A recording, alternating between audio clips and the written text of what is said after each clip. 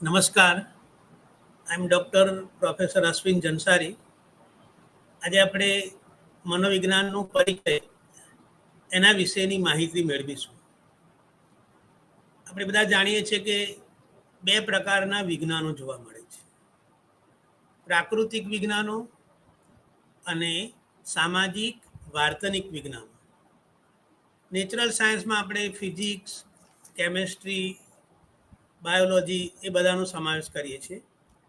જ્યારે સામાજિક અને વાર્તનિક વિજ્ઞાનોમાં રાજ્યશાસ્ત્ર, સમાજશાસ્ત્ર, માનવશાસ્ત્ર, અર્થશાસ્ત્ર અને આપણે જેના વિશે વાત કરવાના છીએ એ મનોવિજ્ઞાનનો પણ સમાવેશ થાય છે. મનોવિજ્ઞાન એ એક પ્રમાણમાં જેને કહેવાય કે નવી બ્રાન્ચ છે, પણ એવું નથી. માનવીના ઉદ્ભવથી માનવી વર્તન કરતો આવેલો છે, એટલે વર્તનનો અભ્યાસ એ માનવીના ઉદ્ભવ સાથે સંકળાયેલો છે. પણ આપણે જાણીએ છીએ કે મોટાભાગના જે કંઈ શાસ્ત્રો છે એ શાસ્ત્રોમાં ફિલોસોફી એ સૌથી જૂનામાં જૂનું જેને આપણે શાસ્ત્ર કહીએ, અને બધા વિજ્ઞાનોના મૂળ તત્વજ્ઞાનમાં રહેલા છે. એટલે તત્વજ્ઞાનની અસર મનોવિજ્ઞાનના ઉદ્ભવ ઉપર પણ જોવા મળે છે. દાખલા તરીકે મનોવિજ્ઞાનને આપણે બે શબ્દો દ્વારા સમજાવી શકીએ. એક સાયકી અને બીજું છે લોગોસ. સાયકીનો અર્થ આત્મા અથવા મન એવો કરવામાં આવે છે, અને લોગોસ એટલે શાસ્ત્ર, એટલે આત્મા કે મનનું શાસ્ત્ર એવો અર્થ શરૂઆતમાં કરવામાં આવતો. પણ મનોવિજ્ઞાનને વિજ્ઞાન બનાવવાના પ્રયત્નો શરૂ થયા, અને એને કારણે 1879માં સૌ પ્રથમ જર્મનીમાં લીપ્ઝિગ શહેરમાં મનોવિજ્ઞાનની પ્રયોગશાળા શરૂ થઈ. આપણને આશ્ચર્ય થાય કે ભાઈ પ્રયોગશાળા તો કેમેસ્ટ્રીની હોય, ફિઝિક્સની હોય, પણ મનોવિજ્ઞાનની પ્રયોગશાળામાં કેવા પ્રયોગો થતા હોય. તો આ જે લેબ છે એમાં સંવેદન અને એની સાથે સંકળાયેલા જુદા જુદા જે કંઈ પાસાઓ છે, શિક્ષણ અંગેના પ્રયોગો પણ થતા હતા. અને જો આપણે આપણી આજુબાજુ કોઈ કોલેજ હોય અને ત્યાં TYBA કે MA ચાલતું હોય, તો ત્યાં જઈને પણ આપણે આ મનોવિજ્ઞાનની લેબોરેટરી જોઈ શકીએ. એટલે આપણી જિજ્ઞાસા વૃત્તિ કેટલી છે એ આપણને આ સંસ્થાઓમાં ચાલતી પ્રયોગશાળાની મુલાકાત કરવા પ્રેરી શકે. આપણે આજે આ જે લેક્ચર છે એને 3 ભાગમાં જોવાના પ્રયત્ન કરીશું. પહેલું આપણે જોઈશું મનોવિજ્ઞાનના સંપ્રદાયો, સ્કૂલ ઓફ સાયકોલોજી. ત્યાર પછી મનોવિજ્ઞાનની અભ્યાસ પદ્ધતિઓ, અને છેલ્લે આપણે જોઈશું મનોવિજ્ઞાનની પેટા શાખાઓ.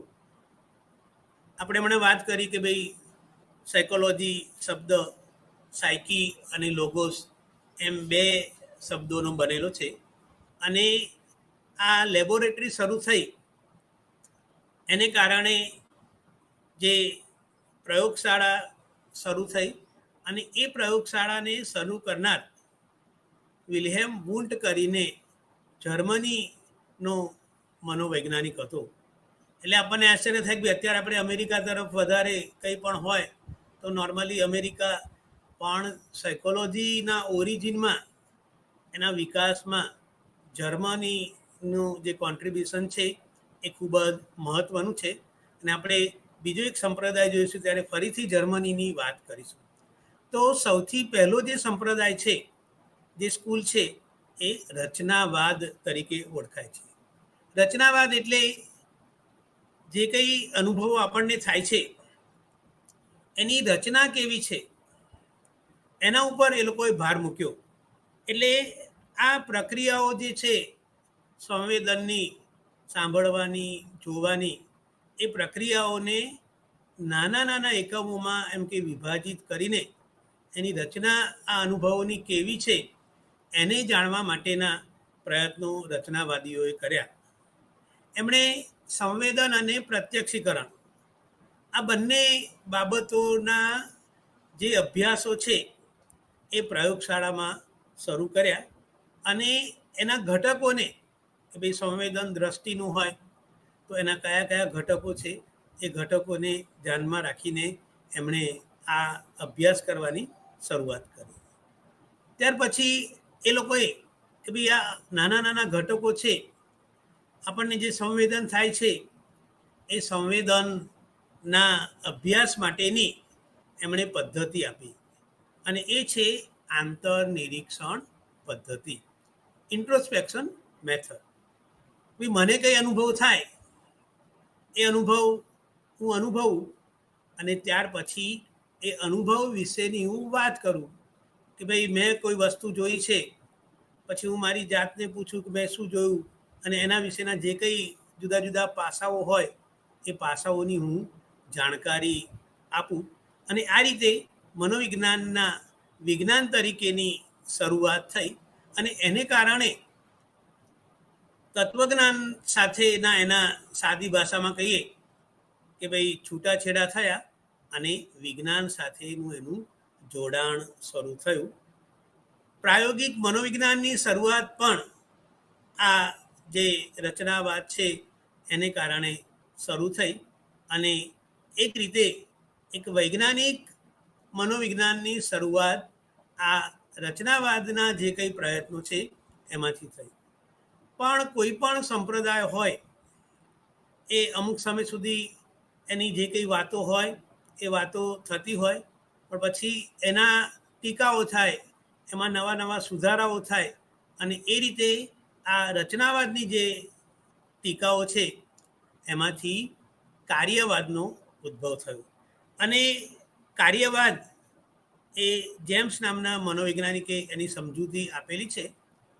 એણે કીધું કે માત્ર સંવેદનની રચના જાણવાથી આપણે કંઈ જાણકારી મેળવી શકતા નથી કે ભાઈ કોઈ અનુભવ હોય એને આપણે નાના નાના એકમોમાં વિભાજિત કરીએ, પણ એ અનુભવ વિશેની જે કંઈ વાતો છે એ જાણવી હોય તો આપણે શું કરવું પડે? એના ફંક્શનને જાણવું પડે. એટલે કાર્યવાદે જે સંવેદન છે, જે પ્રત્યક્ષીકરણ છે, એવી વાતોને એણે અભ્યાસ કરવાની વાત કરી અને કાર્યની વાત કરી ત્યારે એણે વાતાવરણના અનુકૂલનની વાત કરી. આપણે કોઈ પણ કાર્ય કરીએ તો આપણી આજુબાજુનું જે વાતાવરણ છે એને આપણે અનુકૂળ થઈએ અને એ રીતે આપણે કાર્ય કરીએ છીએ. દાખલા તરીકે આપણે અત્યારે દાખલો લઈએ કે ભાઈ ચોમાસાની સિઝન છે, વરસાદ પડે, આજુબાજુનું જે કંઈ વાતાવરણ છે વરસાદનું, અને એ વાતાવરણને આપણે અનુકૂળ થઈએ અને એ પ્રમાણે આપણે આપણી ક્રિયાઓ કરીએ છીએ. એટલે આ રચનાવાદની જે પદ્ધતિ હતી આંતરનિરીક્ષણ, એની આ લોકોએ બહુ જ ટીકા કરી કે ભાઈ આંતરનિરીક્ષણ એ સબ્જેક્ટિવ છે. મને જે અનુભવ થાય અને મારું જે અર્થઘટન છે એ વ્યક્તિગત હોય. અને જ્યારે આપણે વિજ્ઞાનની વાત કરીએ ત્યારે આપણે જાણીએ છીએ કે વિજ્ઞાનમાં આપણે આ પ્રિડિક્શન, કંટ્રોલ અને એ બધી બાબતોને પણ મહત્ત્વ આપીએ છીએ. એટલે સબ્જેક્ટિવ વાતો આ કાર્યવાદીઓએ એનો વિરોધ કર્યો અને ફંક્શન ઉપર વધારે ભાર મૂક્યો. ત્યાર પછી આ રચનાવાદ અને કાર્યવાદની પણ ટીકાઓ થઈ અને એ ટીકાઓમાંથી વર્તનવાદ અસ્તિત્વમાં આવ્યો. વર્તનવાદે એવું કીધું કે જેને આપણે જોઈ શકીએ, અવલોકી શકીએ તેવા જ વર્તનની અથવા તો તેવી જ પ્રતિક્રિયાઓનો અભ્યાસ કરવો જોઈએ અને વોટસનનું નામ એમાં ખૂબ જાણીતું છે.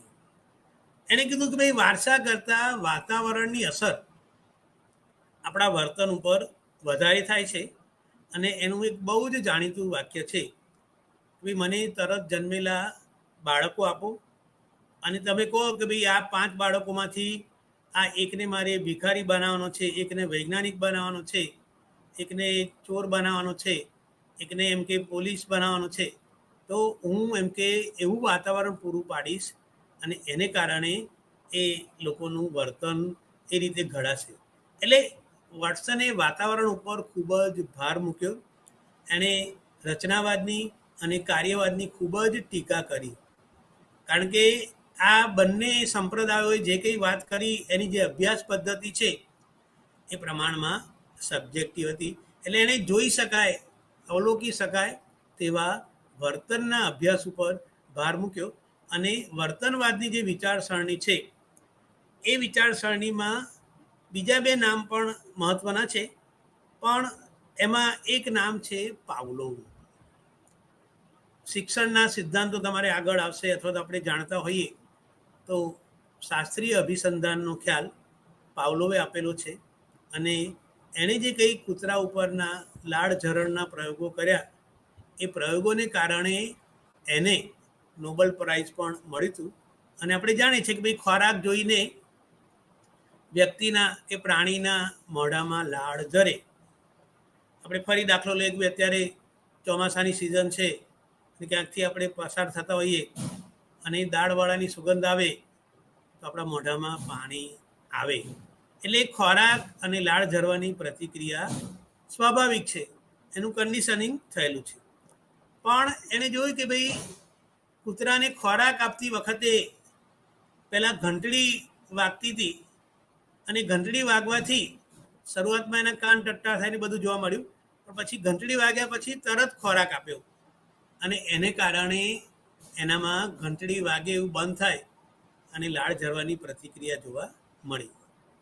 થોડા પ્રયત્નો પછી એણે માત્ર ઘંટડી વગાડી છતાં લાળ ઝરવાની પ્રતિક્રિયા જોવા મળી. તો આ એને શાસ્ત્રીય અભિસંધાનનો ખ્યાલ આપેલો છે. ત્યાર પછી ચોથો જે સંપ્રદાય છે સાહચર્યવાદ. સાહચર્ય એટલે જોડાણ, ઉદ્દીપક અને પ્રતિક્રિયાનું જે જોડાણ થાય એને આપણે પાવલોના સંદર્ભમાં પણ સમજાવી શકીએ અને એ રીતે આપણે એને એ કરી શકીએ. ત્યાર પછી પાંચમો જે સંપ્રદાય છે એ છે સમષ્ટિવાદ. એ પણ જર્મનીમાં વર્ધીમર, કોફકા, કોહલર એ લોકોએ આ સંપ્રદાયની શરૂઆત કરી હતી. એને કીધું કે ભાઈ આપણે કોઈ અનુભવ હોય એ અનુભવના નાના નાના ટુકડા કરીએ અને એ ટુકડા પછી ભેગા કરીએ એટલે plus plus plus equal to એવું એમ કે અનુભવ એવું આપણે કહી શકીએ નહીં. એટલે જે કંઈ અનુભવ છે એ જુદા જુદા સંવેદનોનો સરવાળો નથી, પણ એનાથી કંઈક વિશેષ છે. આપણે સાદો દાખલો લઈએ કે ભાઈ કોઈ વાનગી આપણે બનાવીએ, દાખલા તરીકે આપણે એમ કે લાડુની વાત કરીએ તો આપણે જાણીએ છીએ કે લાડુમાં ઘી, ગોળ, ઘઉંનો લોટ અને બીજી બધી સામગ્રીઓ છે. પણ એ ભેગું કરી દેવાથી કંઈ લાડુ થતો નથી, પણ એમાં એક ચોક્કસ પ્રમાણ જુદા જુદા પદાર્થોનું હોય અને અમુક ચોક્કસ પ્રક્રિયા દ્વારા આપણે એને કરીએ અને પછી એમ કે લાડુ તૈયાર થાય. એમ આપણા પણ જે અનુભવો છે એ નાના નાના ઘટકોમાં ભલે આપણે સમજાવવા ખાતર વહેંચીએ, પણ આ અનુભવો એ કંઈક વિશિષ્ટ છે અને એ અનુભવ એ આપણા વર્તન ઉપર એમ કે અસર કરે છે. તો આ જે સંપ્રદાયો આપણે જોયા, રચનાવાદ, કાર્યવાદ, સમષ્ટિવાદ, વર્તનવાદ, સાહચર્યવાદ, એ બધાનો ઉદ્ભવ લગભગ એકેડેમિક એટમોસ્ફિયર જેને આપણે કહીએ કે ભાઈ યુનિવર્સિટીના વાતાવરણમાં થયેલો છે. પણ આપણે જોઈએ છીએ કે આપણે જે કંઈ વર્તન કરીએ એ વર્તનને ચેતન અનુભવ દ્વારા આપણે સમજાવવા પ્રયત્ન કરીએ, પણ ઘણીવાર આપણે જોઈએ છીએ કે ભાઈ ઘણીવાર આપણે એવું વર્તન કરીએ પછી કોઈ આપણને પૂછે કે ભાઈ કેમ આવું તમે વર્તન કરો છો. દાખલા તરીકે હું મારા બટન ઉપર એમ કે આમ ગોળ ગોળ હાથ ફેરવ્યા કરું અને મારું લેક્ચર એ કરું, પછી મને કોઈ પૂછે કે સાહેબ આવું કેમ કરો છો, હું કહું કે ના આમ વસ્તુ જેમ કે. પણ આ જે આપણે વર્તન કરીએ એ દરેક વર્તનની પાછળ કોઈને કોઈ કારણ રહેલું છે. એ કારણ કદાચ આપણે સમજાવી શકતા નથી અને એને કારણે જ ફ્રોઈડ નામનો જે મનોવૈજ્ઞાનિક, જેને આપણે મનોવિશ્લેષક કહીએ છીએ, અને જેણે મનોવિશ્લેષણવાદની વાત કરી અને એ સાયકો એનાલિસિસની એણે વાત કરી. એણે કીધું કે ભાઈ આપણે જે કંઈ વર્તન કરીએ એ વર્તન પાછળ કદાચ આપણે કારણ ન જણાવી શકીએ, પણ ફ્રોઈડ એવું માને છે કે એની પાછળ કોઈને કોઈ કારણ રહેલું હોય છે. અને એણે એમ કીધું કે ભાઈ આપણું જે ચેતન મન છે એ એક ભાગનું છે અને અચેતન મન એ 9 ભાગનું બનેલું છે. આપણે છે જેને આકૃતિ દ્વારા સમજવા પ્રયત્ન કરીએ, અને ફ્રોઈડિયન આઈસબર્ગ એવું કહેવામાં આવે છે. અને જે બ્લુ કલરનું છે એ સમુદ્રનું પાણી છે, અને એક ભાગ જે કેસરી કલરનો છે બહાર છે, અને 9 ભાગ પાણીની અંદર છે. એટલે આપણા જે કંઈ વર્તન છે, અમુક વર્તન આપણે અનુભવીએ, પણ આપણે એનું રિએક્શન કેટલાક કારણસર આપી શકતા નથી. તો એના વિશેના જે કંઈ ખ્યાલો છે એ ફ્રોઈડ એવું કહે છે કે બધા અચેતન મનમાં એ ભેગા થતા હોય છે. કોઈએ આપણું અપમાન કર્યું હોય, એ આપણો બોસ હોય, તો આપણે એને કશું કહી શકતા નથી, પણ આપણા મનમાં અપમાનની જે લાગણી છે એને કારણે એના પ્રત્યે જે કંઈ ગુસ્સો છે એ ગુસ્સો તો ઉદ્ભવે છે, પણ આપણે એને વ્યક્ત કરી શકતા નથી. અને એ ગુસ્સો ક્યાં જાય છે? આપણા અચેતન મનમાં. અને આ રીતે આપણા જે કંઈ દુઃખદ અનુભવો છે, આવા સંઘર્ષાત્મક અનુભવ છે, હતાશાજનક અનુભવો છે, તો એ બધી બાબતો એમ કે આપણા અચેતન મનમાં એકઠી થાય છે. અને ફ્રોઈડે સ્વપ્ન વિશ્લેષણની પણ વાત કરી છે કે ભાઈ દિવસે આપણે હમણાં વાત કરી કે ભાઈ બોસ છે આપણને ખખડાવે છે કારણ વગર, આપણે ખૂબ ગુસ્સામાં એના પ્રત્યે છીએ, પણ એ ગુસ્સો વ્યક્ત કરતા નથી.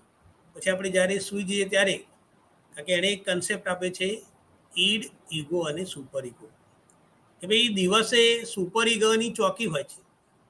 એ આપણને એમ કે ભાઈ બોસની સામે બોલાય નહીં, કદાચ આપણે બોલીશું તો આપણને નોકરીમાંથી કાઢી મૂકે અથવા બીજા બધા પનિશમેન્ટ થાય.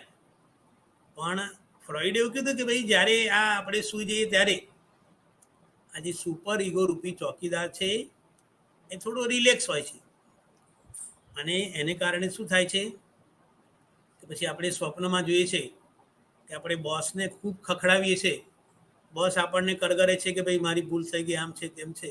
અને એ રીતે આપણે એમ કે આપણો જે ગુસ્સો છે એ સ્વપ્ન દ્વારા એમ કે વ્યક્ત કરીએ છીએ.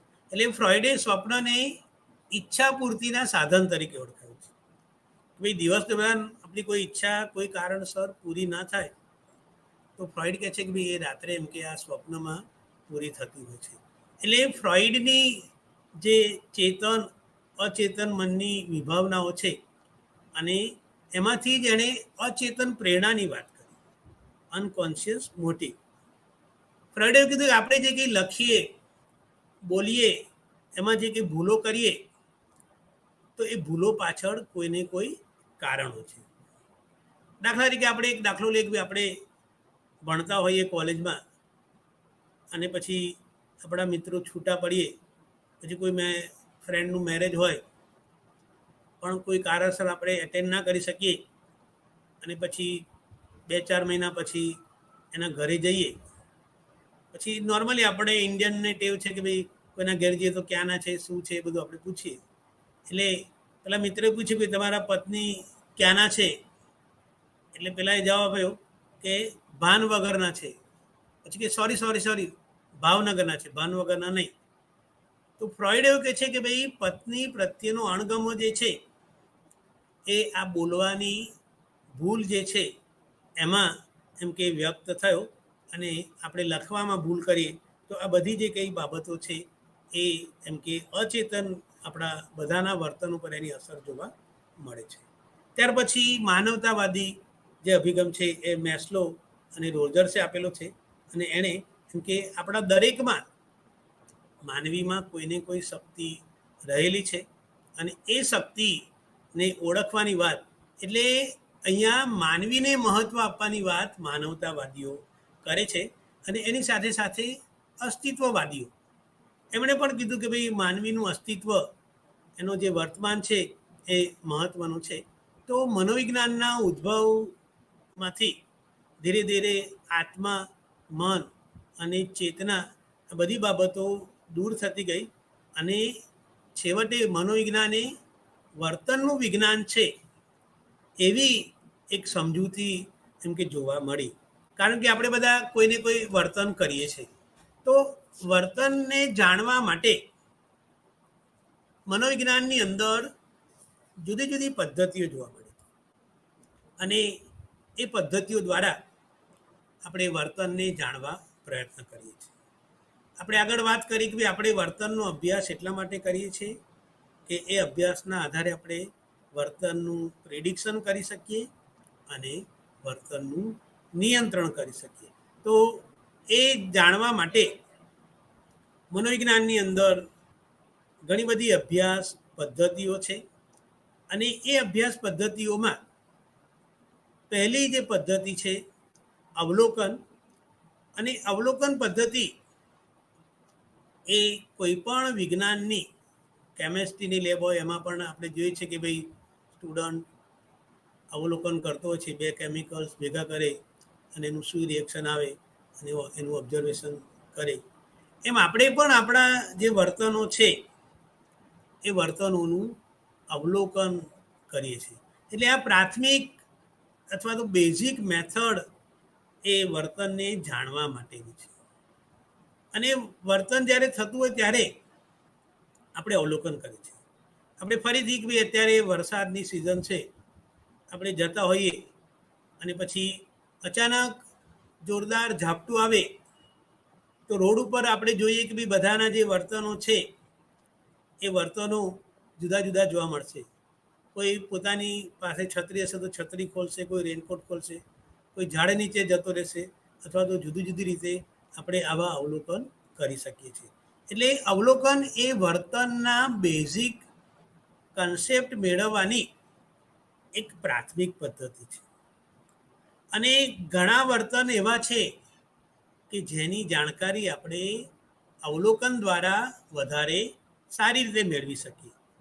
કે ભાઈ નાના બાળકો હોય, જે લોકો ઓછું ભણેલા છે અથવા ગ્રામ્ય વિસ્તારમાં ઇન્ટિરિયરમાં રહે છે, લખી વાંચી શકતા ના હોય, બરોબર પોતાની વર્બલ એબિલિટી ડેવલપ ના થઈ હોય, એટલે અભિવ્યક્ત પણ ન કરી શકે, તો એવા લોકોનું વર્તન જાણવા માટે અવલોકન પદ્ધતિ એ સૌથી સારી પદ્ધતિ છે. આપણે એક દાખલો લઈએ કે ભાઈ આપણે જુનિયર સિનિયર કેજીમાં રિસેસ પડે અને એ બાળકોનું જે વર્તન છે એનું અવલોકન કરીએ કે ભાઈ કેટલાક બાળકો રિસેસ પડશે એટલે એકબીજા સાથે બેસશે, કોઈ બાળક એકલો ખૂણામાં ડબ્બો લઈને બેસીને નાસ્તો કરે, કેટલાક ઝઘડતા હશે, કેટલાક દોડાદોડી કરતા હશે. એટલે બાળકના વર્તનની સ્વાભાવિકતા જે છે એ જાણવી હોય તો આપણને અવલોકન પદ્ધતિ વધારે મદદરૂપ થાય છે. અવલોકન પદ્ધતિમાં પણ બે પ્રકારો આપણે પાડી શકીએ. એક ભાગીદારીયુક્ત અવલોકન અને બીજું બિનભાગીદારીયુક્ત અવલોકન. કે ભાઈ અભ્યાસ કરનાર પોતે એ ગ્રુપમાં સામેલ થાય, એનું અવલોકન કરે, એના એક મેમ્બર તરીકે એમ કે પોતે એમાં જોડાય અને એ વર્તનનું અવલોકન કરે. અને બીજું છે દૂર રહીને અવલોકન કરે. ઘણીવાર અવલોકન પદ્ધતિની ઘણા બધા ટીકા કરે છે કે ભાઈ અવલોકન કર્યા પછી આપણે નોંધ તૈયાર કરીએ તો જે સંશોધક છે એ અમુક વસ્તુ એને યાદ રહે, અમુક વસ્તુનું અર્થઘટન પોતાની રીતે કરશે અને એને કારણે એમ કે મર્યાદાઓ જોવા મળે. એટલે સંશોધકના અર્થઘટનની અસર અવલોકન ઉપર પડી શકે છે. પણ એના પણ કેટલાક રસ્તા છે. ભાઈ આપણે અવલોકન થતું હોય તો આપણે એની વિડીયોગ્રાફી કરીએ, એ અવલોકન એકના બદલે 3-4 જણ કરે અને પછી એમના જે કંઈ નોટ્સ હોય એને આપણે કમ્પેર કરીએ, તો એ રીતે આપણે અવલોકનને વધારે વ્યવસ્થિત અને વૈજ્ઞાનિક બનાવી શકીએ છીએ. બીજી પદ્ધતિ છે સર્વે પદ્ધતિ. અવારનવાર આપણે પેપરોમાં વાંચીએ છીએ કે ભાઈ કોઈ પરિવાર દિવસ હતો, તો એને ધ્યાનમાં રાખીને એમ કે કેટલા ટકા લોકો પરિવારનું મહત્ત્વ સ્વીકારે છે, કેટલા લોકો એવું માને છે કે પરિવારથી ફાયદા થાય છે, કયા ફાયદા થાય છે, ગેરફાયદા થાય છે, કયા ગેરફાયદા થાય છે. અને એ રીતે ઘણા બધા લોકોને પ્રશ્નાવલી આપીને આ સર્વે કરવામાં આવતો છે. અને હવે આપણે જોઈએ છીએ કે ધીરે ધીરે એમ કે રાજ્યસભાની ચૂંટણી પૂરી થશે, લોકસભાની રાષ્ટ્રપતિની થઈ અને રાજ્યસભામાં પણ ઉપરાષ્ટ્રપતિ થયું. એ રીતે ગુજરાતમાં પણ ચૂંટણી આવવાની છે. તો સર્વે કરનાર સર્વે કરે કે ભાઈ મતદારોને પૂછે કયા પક્ષને મત લોકો આપશે, કયા મુદ્દાઓ મહત્ત્વના છે, અને આ પ્રકારે આપણે સર્વે દ્વારા લોકોના વલણોને જાણી શકીએ છીએ.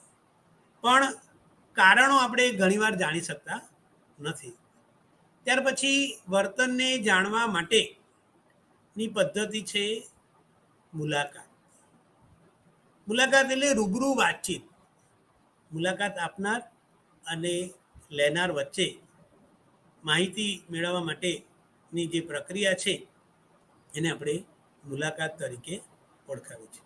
મુલાકાત લેનાર જે આપનાર છે એને પ્રશ્નો પૂછે અને એ રીતે પછી એમાંથી પણ પાછા પેટા પ્રશ્નો ઉદ્ભવે અને એ રીતે વર્તનના જુદા જુદા પાસાઓની જાણકારી મેળવવા પ્રયત્ન કરે છે.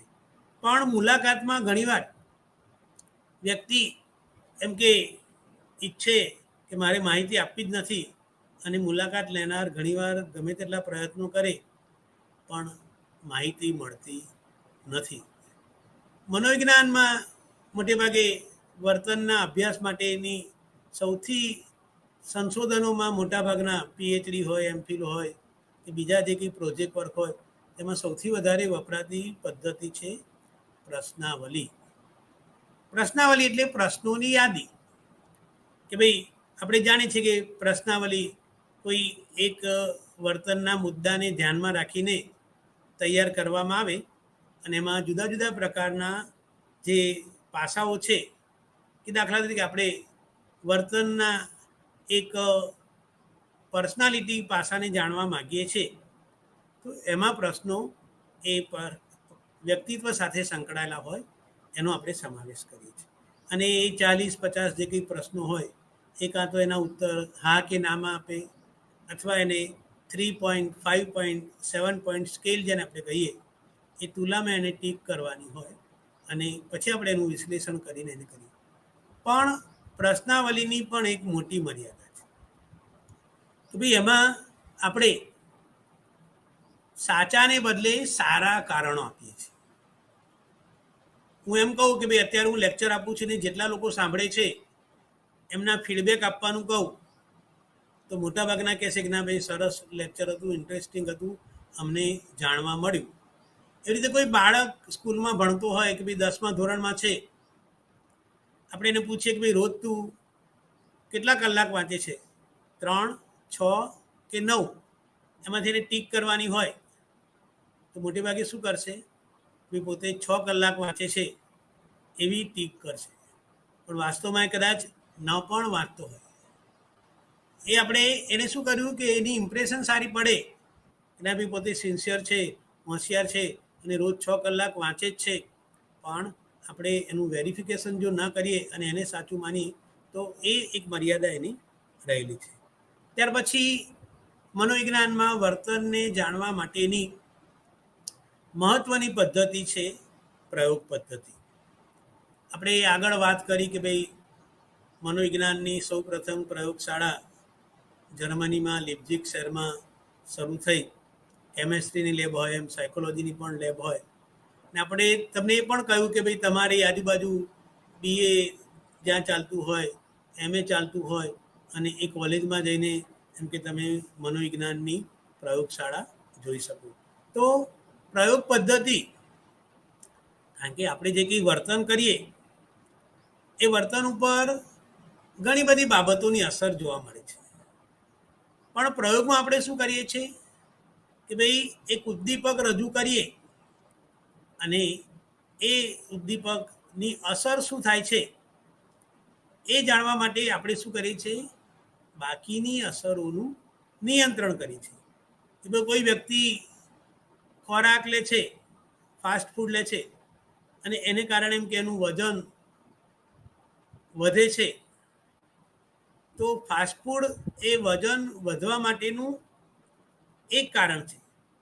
ભાઈ એ ફાસ્ટ ફૂડ ખાઈને એક્સરસાઇઝ કરતો હશે તો વજન નહીં વધે. એનું જો બેઠાડું જીવન હશે તો એનું વજન વધારે વધશે. એટલે ખોરાક લીધા પછી એની જે ક્રિયાઓ છે, એનું જે વર્તન છે, એ વર્તનોને આપણે શું કરીએ છીએ, એને જાણવા પ્રયત્ન કરતા નથી અત્યાર પૂરતું. એટલે આપણે ખોરાકનું પ્રમાણ અને એના વજન એને આપણે એ કરીએ છીએ. એટલે અહીંયા પ્રયોગની ભાષામાં સ્વતંત્ર પરિવર્ત્ય કહીએ છીએ કે જેના ઉપર નિયંત્રણ પ્રયોગ કરનારનું હોય છે. મારે 10 પ્રયોગપાત્રો લેવા, 20 લેવા, કઈ જાતિના છોકરાઓ કે છોકરીઓ, એમનું શૈક્ષણિક સ્તર કયું લેવું, અને એ બધી બાબતો હું નિયંત્રિત કરી શકું છું. અને એ સ્વતંત્ર પરિવર્ત્યમાં હું ફેરફાર કરું અને એની જે અસર જોવા મળે એને આપણે આધારિત પરિવર્ત્ય કહીએ છીએ.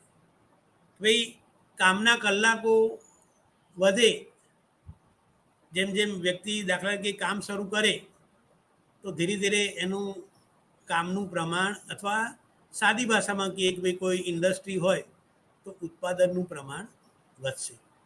પણ એક સમય એવો આવશે કે એ 3 કલાક 4 કલાક કામ કરશે, પછી એનું ઉત્પાદનનું જે પ્રમાણ છે એ સ્થિર થશે, અને પછી એ જો 6 કલાક 8 કલાક કામ કરે તો શું થશે, ઉત્પાદનનું પ્રમાણ ઘટશે. એટલે આ ઉત્પાદનનું પ્રમાણ ઘટે એનો શું થાય, વ્યક્તિ સતત કામ કરી શકતો નથી, અને એને કારણે એનું જે ઉત્પાદન છે એના ઉપર અસર થાય. એટલે કામના કલાકો અને ઉત્પાદનના પ્રમાણ સાથેનો સંબંધ આપણે જાણી શકીએ છીએ. પણ એમાં ઘણા બધા ફેક્ટર્સ હોય છે. ભાઈ વ્યક્તિ 4 કલાકને બદલે એને કહેવામાં આવે કે ભાઈ તું આટલું કામ વધારે કરીશ તો તને ડબલ પગાર મળશે, તો પછી એ કામમાં થાકશે નહીં. એટલે ઘણી બધી બાબતો આપણા વર્તન સાથે સંકળાયેલી છે કે ભાઈ કોઈ પણ વર્તન હોય એમાં ભાગ્યે જ 1 to 1 જેને આપણે રિલેશનશીપ કહીએ એવું જોવા મળે. કે ભાઈ કોઈ પણ વસ્તુ હોય, કોઈ વ્યક્તિ એમ કે આપણે એની સામે ખોરાક રજૂ કરીએ તો એ ખોરાક ન ખાય તો એના ઘણા બધા કારણો હોય. એને ભૂખ લાગી નથી, એ ખોરાક એને ગમતો નથી, એને આજે ઉપવાસ છે, એનો મૂડ નથી, એને એવું છે કે ભાઈ આ ખોરાક ખાવાથી મારું વજન વધશે, અને એ બધા કારણોસર એમ કે એના વર્તન ઉપર અસર પડતી હોય છે. તો આ પ્રયોગ પદ્ધતિ એ વર્તનના કારણો જાણવા માટેની સૌથી શ્રેષ્ઠ પદ્ધતિ છે. પણ એની પણ ટીકા કરવામાં આવી છે કે ભાઈ પ્રયોગ પદ્ધતિ, આપણે કીધું કે ભાઈ પ્રયોગશાળામાં આપણે એમ કે એ આર્ટિફિશિયલ એન્વાયરમેન્ટ ક્રિએટ કરી છે. ભાઈ શિક્ષણ અંગેનો પ્રયોગ હોય તો આપણે એ રીતનું વાતાવરણ સર્જવા પ્રયત્ન કરીએ, પણ આર્ટિફિશિયલ જે વાતાવરણ છે એ કંઈ આપણને વર્તનનું સાચું કારણ જણાવી શકતું નથી. કે ભાઈ ઘણીવાર તમે જોતા હોવ, આપણે ખાસ કરીને એ પિક્ચરો જોતા હોય તો આપણને ખબર હશે કે ભાઈ જો એમાં વરસાદનો સીન હોય તો કંઈ ડિરેક્ટર જ્યાં વરસાદ પડે ત્યાં જઈને, અથવા તો જ્યારે વરસાદ પડે ત્યારે શૂટિંગ કરતા નથી, પણ સ્ટુડિયોની અંદર એ વરસાદનું વાતાવરણ સર્જીને એ કરે છે. એટલે આપણું વર્તન જે છે એ સ્વાભાવિક જોવા મળતું નથી પ્રયોગશાળાની પરિસ્થિતિમાં. એટલે વર્તનને જાણવા માટે આ સ્વાભાવિક પરિસ્થિતિમાં એનો અભ્યાસ કરવો જરૂરી છે. કારણ કે પ્રયોગશાળામાં એ જે વાતાવરણ છે એ કૃત્રિમ હોય છે, અને એને કારણે કદાચ આપણે વર્તન વિશે સાચી જાણકારી ન પણ મેળવી શકીએ. પછી આ બધી બાબતોમાંથી મનોવૈજ્ઞાનિક કસોટીઓ દ્વારા પણ આપણે વર્તનને જાણવા પ્રયત્ન કરીએ છીએ કે ભાઈ જાત જાતની મનોવૈજ્ઞાનિક કસોટીઓ, અને એક આખી મનોવિજ્ઞાનની શાખા સાયકોમેટ્રિક કરીને એ જોવા મળે છે. એ શાખામાં આપણે જુદી જુદી વર્તનની બાબતો વિશેના ટેસ્ટ તૈયાર કરીએ છીએ.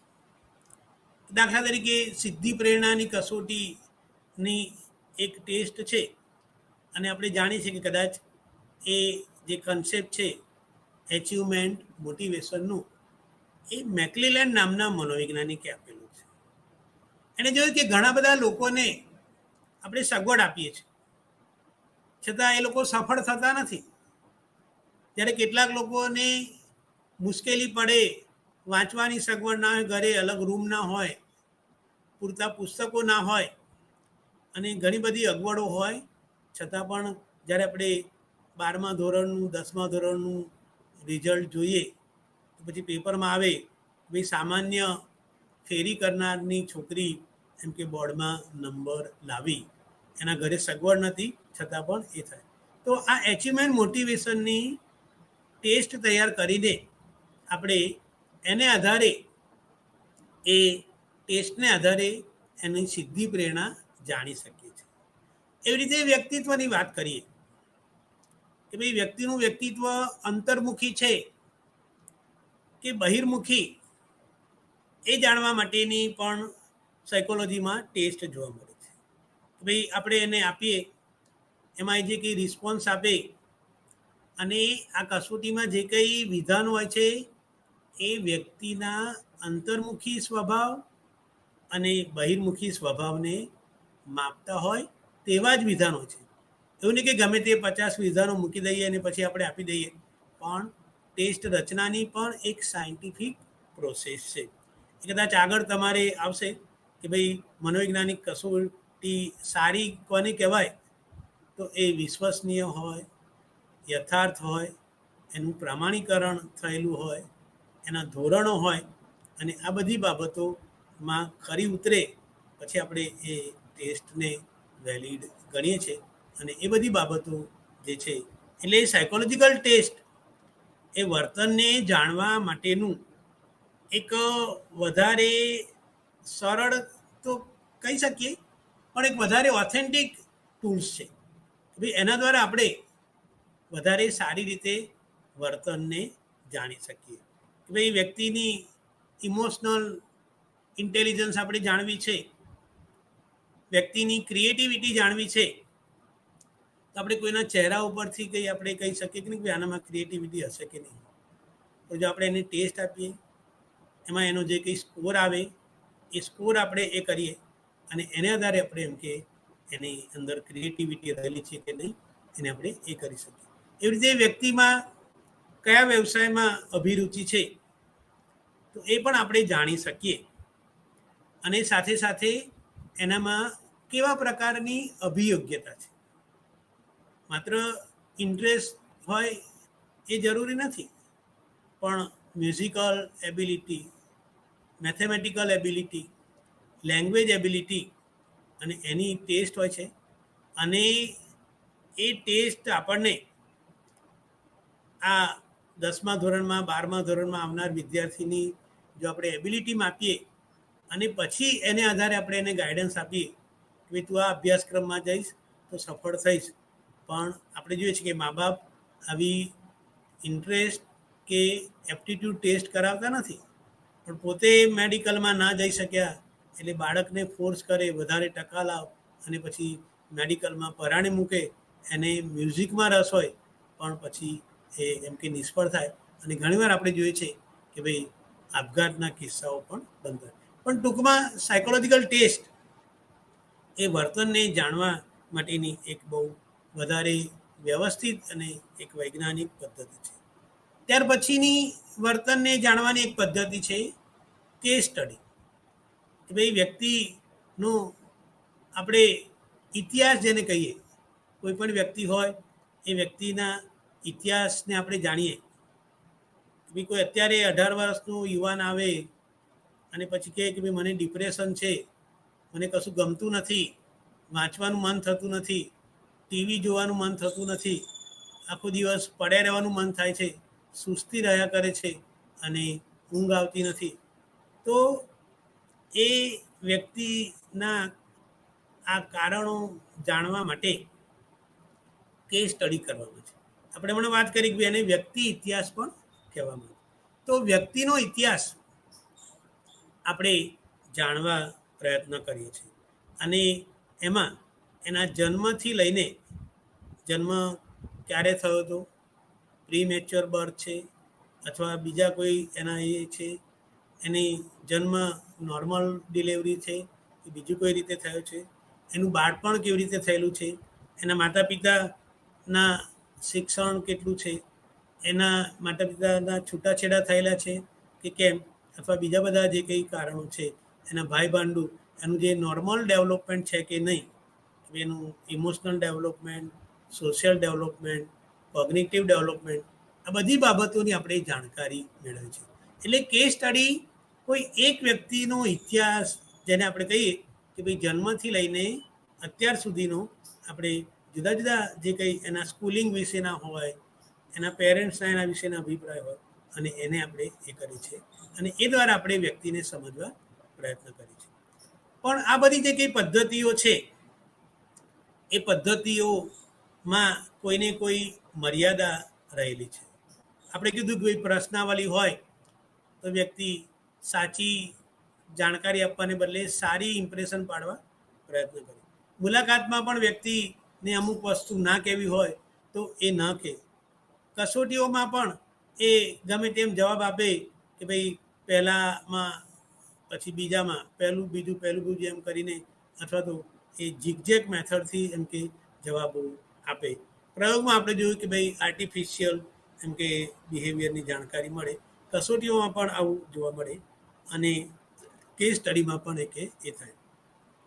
તો એમાંથી મનોવિજ્ઞાનમાં વર્તનને જાણવા માટેની પ્રક્ષેપણ પદ્ધતિ અસ્તિત્વમાં, પ્રોજેક્ટિવ ટેકનિક્સ.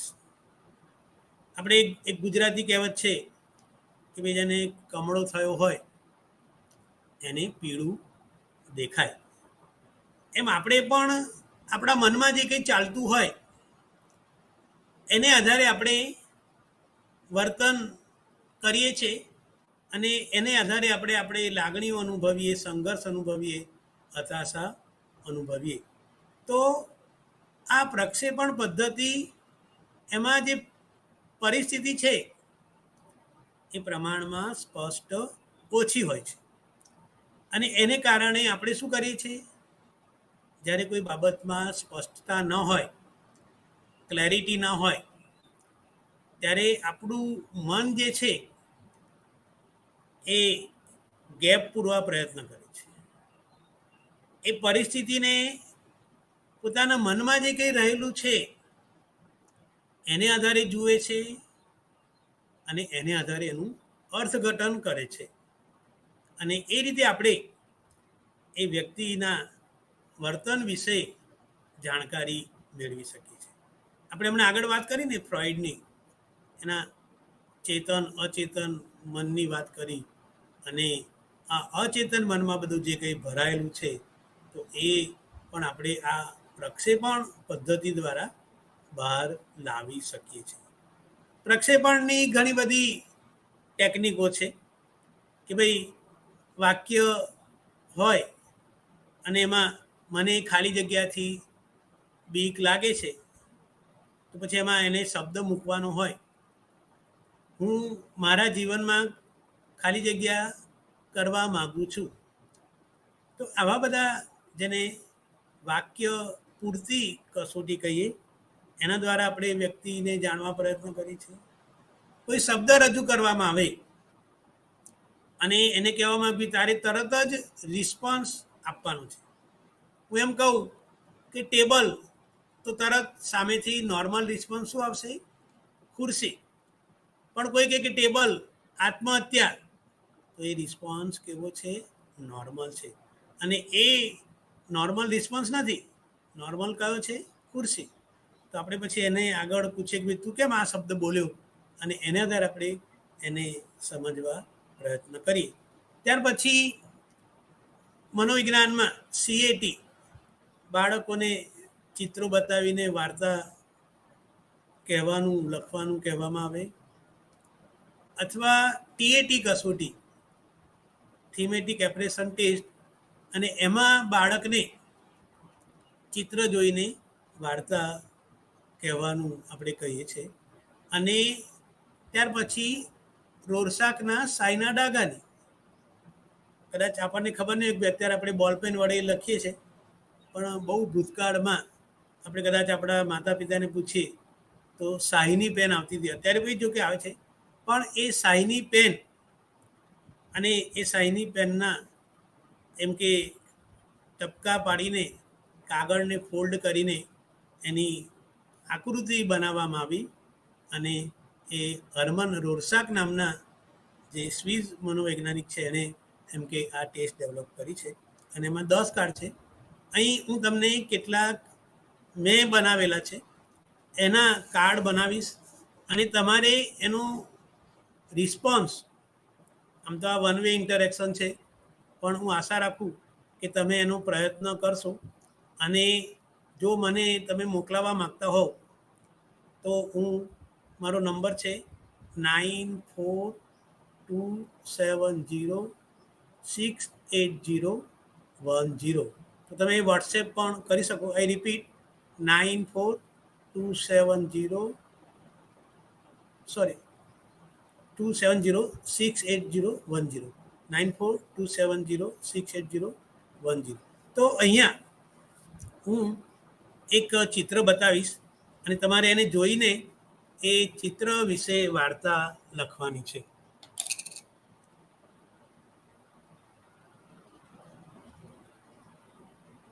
કે ભાઈ તમે એમાં કોણ છે એના વિશેની જાણકારી આપશો. ભૂતકાળમાં શું બન્યું હશે, અત્યારે શું બની રહ્યું છે, અને ભવિષ્યમાં શું બનશે. તો આ ચિત્રને આધારે તમે એમ કે એ વાર્તા લખવાની છે. ત્યાર પછી બીજું ચિત્ર છે, એમાં પણ તમારે આ ચિત્ર જોઈને તમને શું દેખાય છે અને એનો ભૂતકાળ વિશેની અત્યારે શું પરિસ્થિતિ છે અને ભવિષ્યમાં શું થશે એના વિશેની વાત કરવાની છે. ત્યાર પછી અહીંયા કેટલાક પદાર્થો અને એને આધારે તમારે એમ કે આ ચિત્રનું અર્થઘટન પણ આગળની જે 2 રીત છે એ પ્રમાણે એમ કે કરવાની છે, અને એ રીતે તમારે એને એ કરવાનું છે. અને છેલ્લું જે છે એ શાહીના ડાઘાની આપણે વાત કરી. તો અહીંયા પણ જે ચિત્ર છે એમાં સ્પષ્ટતાનું પ્રમાણ ઓછું છે. એટલે આપણે અહીંયા શું દેખાય છે એના વિશે આપણે જણાવવાનું છે. અને હું આશા રાખું છું કે ભલે આ વન વે કોમ્યુનિકેશન છે, પણ તમારા રિસ્પોન્સ આવશે અને એ રિસ્પોન્સને આધારે તમે એમ કે જે તમારું ઇન્વોલ્વમેન્ટ છે એ જોવા મળશે. તો આ રીતે આ જુદા જુદા જે કંઈ ચિત્રો છે એ ચિત્રો દ્વારા આપણે એમ કે એની વાર્તા એ કરીએ એને થાય. તો આ જુદી જુદી પદ્ધતિઓ દ્વારા મનોવિજ્ઞાનમાં આપણે એમ કે જાણકારી મેળવવા પ્રયત્ન કરી છે. એટલે વર્તનને જાણવા માટે આપણે જે આગળ પદ્ધતિઓની વાત કરી એ પદ્ધતિઓ સારી કે ખરાબ નથી. તમારા સંશોધનનો અથવા તો તમે શું જાણવા માગો છો એને આધારે એ પદ્ધતિ વપરાય. ભાઈ બાળકોનું વર્તન હોય તો અવલોકન પદ્ધતિ, જ્યારે કોમ્પ્લિકેટેડ બાબતો હોય તો આપણે પ્રોજેક્ટિવ ટેકનિક દ્વારા એને એ કરી શકીએ. હવે વર્તન આપણે કીધું કે ભાઈ એ 1-to-1 રિલેશનશિપ વાળું નથી.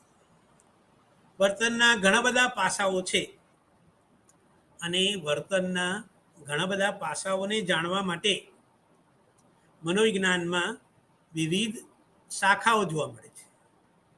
ભાઈ વર્તનના કોઈ એક પાસાનો અભ્યાસ મનોવિજ્ઞાનની એ શાખા કરે, જ્યારે વર્તનના બીજા પાસાનો અભ્યાસ કોઈ બીજી શાખા કરે. તો અહીંયા એ મનોવિજ્ઞાનને કેટલાક લોકો 2 ભાગમાં વહેંચે છે. થિયોરેટિકલ સાયકોલોજી, સૈદ્ધાંતિક મનોવિજ્ઞાન, અને બીજું છે એપ્લાઇડ સાયકોલોજી, વ્યવહારિક મનોવિજ્ઞાન. આ બંને વિજ્ઞાનો વર્તનનો અભ્યાસ કરે છે. સૈદ્ધાંતિકમાં એના નામ પ્રમાણે સિદ્ધાંતો ઉપર ભાર મૂકે છે, જ્યારે આ સિદ્ધાંતોનો ઉપયોગ વ્યવહારમાં કેવી રીતે કરવો એ એમ કે વ્યવહારિક શાખા એ કરે છે. સૌથી પહેલી શાખા એ પ્રાયોગિક મનોવિજ્ઞાન છે. અને પ્રાયોગિક મનોવિજ્ઞાનમાં જુદા જુદા પ્રયોગો કરવામાં આવે છે. શિક્ષણના પ્રયોગો હોય, વિચાર ક્રિયાના પ્રયોગો હોય, સૂચનના પ્રયોગો હોય, આવેગના પ્રયોગો હોય, સંવેદનશીલતાના પ્રયોગો હોય, એમ જુદા જુદા પ્રયોગો. અને એ શાખામાં એ પ્રાયોગિક જે કંઈ બાબતો છે એને એ મહત્ત્વ આપે છે અને એ દ્વારા વર્તનને સમજવા પ્રયત્ન કરે છે. ત્યાર પછી બીજી એક શાખા છે સામાન્ય મનોવિજ્ઞાન, જનરલ સાયકોલોજી. કે ભાઈ આપણું જે વર્તન છે એ વર્તનને સમજવા માટેના કેટલાક બેઝિક કન્સેપ્ટ છે. કે ભાઈ કોઈ પણ માનવી હોય તો એ જુદી જુદી પ્રેરણાથી પ્રેરાયેલો હોય છે, જુદા જુદા આવેગોનો અનુભવ કરે છે, એની મેમરી જે છે, એનું વ્યક્તિત્વ જે છે, એના ઇમોશન, સેન્સેશન, આ બધી બાબતોનો એ બેઝિક જેને કહીએ કે ભાઈ વર્તનને સમજવું હોય તો આ જે કેટલાક બેઝિક પાસાઓ છે એને જાણવા પડે. તો એ બાબત પણ આપણે જાણીએ છીએ કે ભાઈ વ્યક્તિ એ સમાજની અંદર રહે છે. આપણે બહુ જાણીતું વાક્ય છે કે ભાઈ માનવી સામાજિક પ્રાણી છે. આપણે બધા સમાજમાં રહીએ છીએ. આપણી આજુબાજુ જે કંઈ સામાજિક પરિસ્થિતિ છે એ સામાજિક પરિસ્થિતિની આપણા વર્તન ઉપર અસર થાય છે. આપણે એમ કહીએ કે ભાઈ ખોરાક ખાઈએ તો ખોરાક લેવાની ક્રિયા એ પ્રાથમિક પ્રેરણા છે. પણ આપણે કેવો ખોરાક લઈશું કે ભાઈ કોઈ જૈન હશે તો એ કંદમૂળ ને એના બધા વાળા ખોરાક પસંદ નહીં કરે, પછી મળે તો ના, એને એ વગરનું ના મળે તો ખાશે નહીં. પછી સ્વામિનારાયણ તો એને લસણ ડુંગળી વાળો ખોરાક હશે તો નહીં ખાય, ભૂખ્યો રહેશે પણ ખાશે નહીં. એટલે ખોરાકની પસંદગી ના પસંદગી ઉપર સામાજિક અને સાંસ્કૃતિક બાબતોની અસર જોવા મળે છે.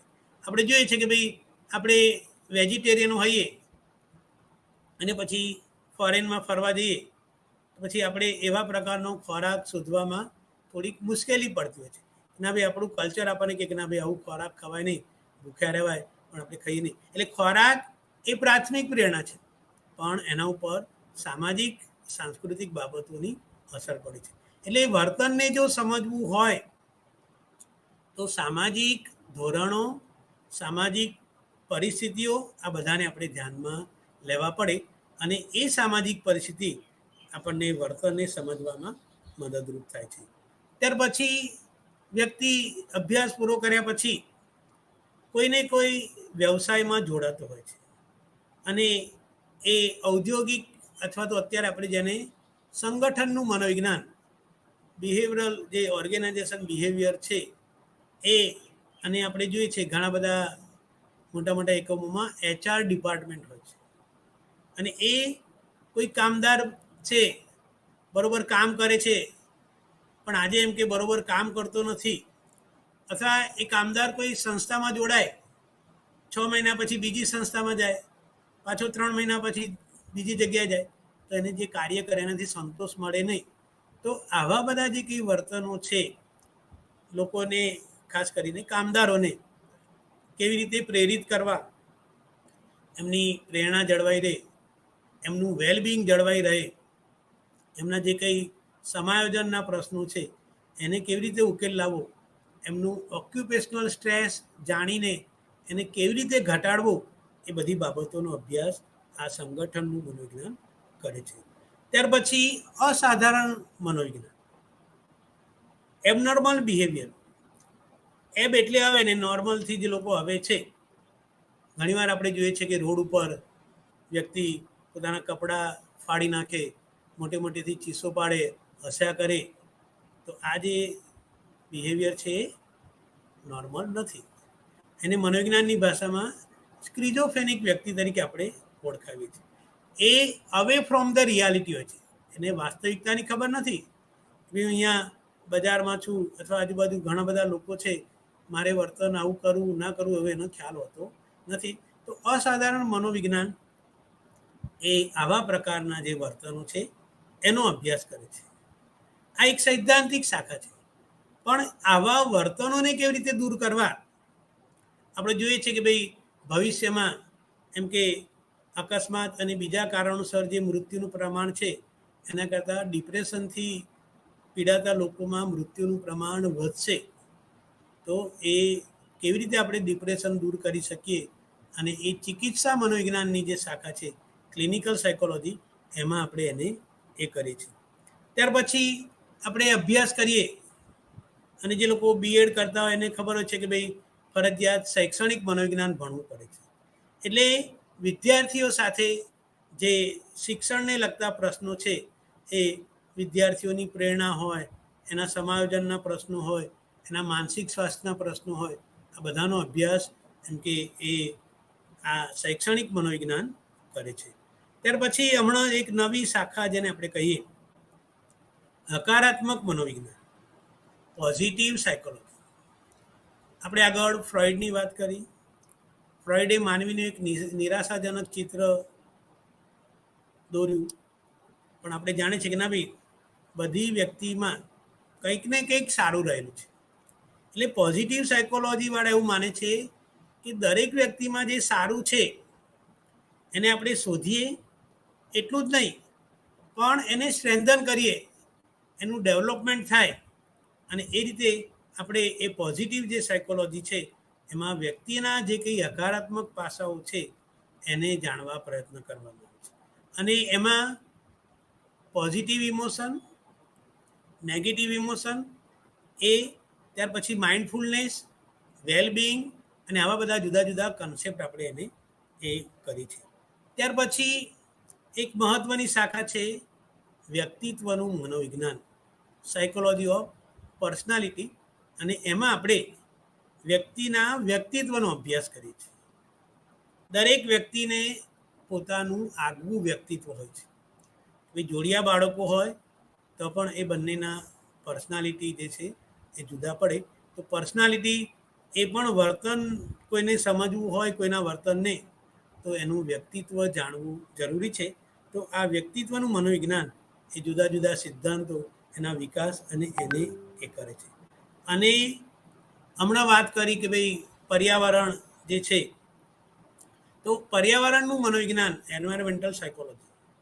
આપણે હમણાં જોઈએ છીએ કે ભાઈ એક બે દિવસ પહેલાં ન્યૂઝ હતા કે ભાઈ ફલાણા પ્રદેશમાં દેશમાં 40થી વધારે ડિગ્રી તાપમાન થઈ ગયું, અને એને કારણે એમ કે લોકો ઉપર એની અસર પડી. કે ભાઈ ચોમાસામાં એમ કે આપણે ચારધામની જાત્રાએ ગયા હોય અને ભેખડ ઘસે અથવા તો ખૂબ જ પાણી થઈ જાય, તો એને કારણે પણ એ આપણા વર્તન ઉપર અસર પડે છે. એટલે આપણું પર્યાવરણ, એન્વાયરમેન્ટલ સાયકોલોજીનું અત્યારે મહત્ત્વ વધતું જાય છે. ભાઈ 1 જુલાઈથી પ્લાસ્ટિકની થેલી ઉપર બેન મૂકવામાં આવ્યો, તો એ જાણે છે કે ભાઈ એનું નુકસાન, અને ભવિષ્યમાં એમ કે આ જે પર્યાવરણ જો આપણે નહીં સાચવીએ તો આપણા વર્તન ઉપર અને આપણા અસ્તિત્વ ઉપર એમ કે અસર પડી શકે. ત્યાર પછી આપણે ગ્રાહક મનોવિજ્ઞાન, કન્ઝ્યુમર સાયકોલોજી. અને આપણે જોઈએ છીએ કે અત્યારે આ એડવર્ટાઇઝની કંપનીઓ હોય, જુદી જુદી પ્રોડક્ટ બનાવનારા હોય, તો એ પ્રોડક્ટ બનાવનાર કંઈ ઉત્પાદન કરીને ગોડાઉન ભરવા માટે પ્રોડક્ટ બનાવતા નથી, પણ એનું વેચાણ કરવા માગતા હોય છે. એના કન્ઝ્યુમર શોધે છે કે ભાઈ હવે થોડા સમય પછી દિવાળી આવશે તો આપણે જોઈએ છીએ કે ભાઈ જાત જાતની વસ્તુઓની જાહેરાતો થશે, અને કંપની કે ભાઈ ફ્રીજ હોય તો ઘણી બધી કંપની બનાવતી હોય, એસી ઘણી બધી કંપની બનાવતી હોય. એટલે જુદી જુદી બ્રાન્ડ અને એ પોતાનું ઉત્પાદન વધે તો એ શું કરશે, કન્ઝ્યુમર સાયકોલોજીસ્ટને કોન્ટેક કરશે અને એને આધારે એને એ કરશે. ત્યાર પછી નવી બ્રાન્ચ છે ફોરેન્સિક સાયકોલોજી, અને એમાં આપણે ગુનાને લગતા, ત્યાર પછી સ્પોર્ટ્સ સાયકોલોજી છે, ત્યાર પછી હેલ્થ સાયકોલોજી છે, આ ઇમોશનલ સાયકોલોજી છે, અને છેલ્લે છે કાઉન્સેલિંગ સાયકોલોજી, કે જે મહત્ત્વનું છે. તો આ બધી બ્રાન્ચો વર્તનનો અભ્યાસ કરે છે. એટલે ટૂંકમાં મનોવિજ્ઞાન એ વર્તનનો અભ્યાસ કરે છે અને એના ઘણા બધા પાસાઓ છે. તો આ ટૂંકમાં આપણે ઇન્ટરેક્શન કરેલું છે અને હું માનું છું કે એનાથી તમને એક ઓરિએન્ટેશન થયું હોય. તો મને શાંતિથી સાંભળવા બદલ નમસ્કાર, સૌનો આભાર.